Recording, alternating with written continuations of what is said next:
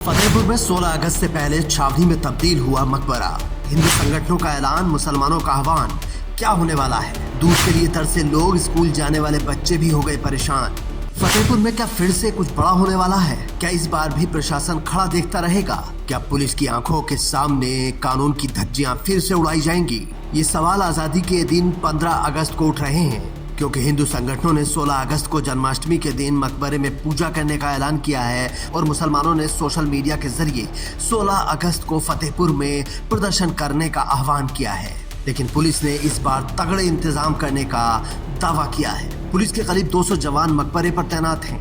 मकबरे को बैरिकेड और बल्लियों से सील किया गया है। प्रशासन ने 10 सीओ स्तर के अधिकारी तैनात किए हैं। पीएसी और दूसरे जिलों से भी फोर्स लगाई गई है। पुलिस ने इलाके में धारा 163 लगाई है। किसी भी प्रदर्शन या सभा की इजाजत नहीं दी गई है। सोशल मीडिया पर विशेष नजर है। भड़काऊ भाषा या अफवाहें फैलाने वालों पर कार्रवाई होगी। लेकिन फिर भी दोनों तरफ के लोग फतेहपुर में जमा होने पर तुले हैं। इसीलिए ये रात फतेहपुर के लिए भारी है। पुलिस के पास खुफिया जानकारी है और उसके हिसाब से एक्ट कर रही है। लेकिन पिछली बार जो कुछ हुआ, पुलिस के आंखों के सामने हुआ, उसके बाद से पुलिस पर कोई ज्यादा विश्वास लोगों को बचा नहीं है। लोग कह रहे हैं कि कौन जानता है कि लोग फिर से आएंगे और पुलिस उन्हें रोकेगी।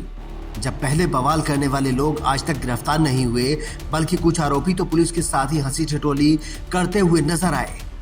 पर सवाल यह है कि आखिर ये विवाद कहां से शुरू हुआ और यहां तक कैसे पहुंचा। इसे समझने के लिए आपको ब्रिटिश काल में चलना होगा। साल 1927-28 में करीब 28 बीघा जमीन के लिए 2 जमींदार परिवारों के बीच झगड़ा हुआ।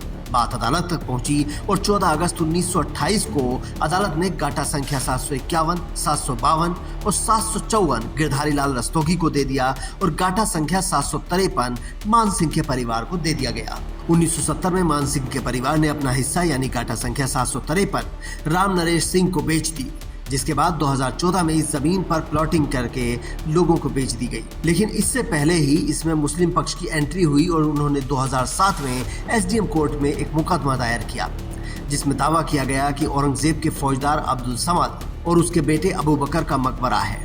इसके बाद अदालत ने मुस्लिम पक्ष की बात को सही माना और 20 अप्रैल 2012 को राम नरेश सिंह का नाम जमीन से निरस्त करते हुए इसे राष्ट्रीय संपत्ति घोषित कर दिया, जिसका मुतवल्ली मोहम्मद अनीस को बनाया गया।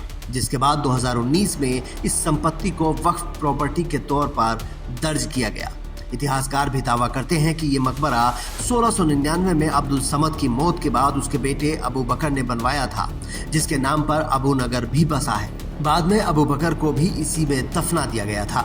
मकबरे पर बनाए गए कमल, कलश जैसे हिंदू चिन्हों पर इतिहासकारों का मानना है कि भले ही ये मकबरा अबू बकर ने अपने पिता के लिए बनवाया हो, लेकिन बनाने वाले हिंदू ही रहे होंगे और उन्होंने ही ये आकृतियां बनाई होंगी।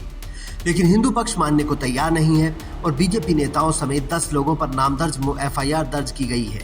पर अभी तक पुलिस किसी को भी ढूंढ नहीं पाई है। वो बात अलग है कि ये लोग उनके पास ही घूमते रहते हैं, लेकिन फिर भी पुलिस को ये नहीं मिल रहे हैं। पक्ष लगातार सरकार पर हमलावर है। चंद्रशेखर आजाद ने कहा कि सत्ता पोषित गुंडे इस अपराध को कर रहे हैं, उन्हें सरकार का संरक्षण प्राप्त है, उनके खिलाफ ना तो कोई कार्रवाई होगी और ना ही गिरफ्तारी होगी।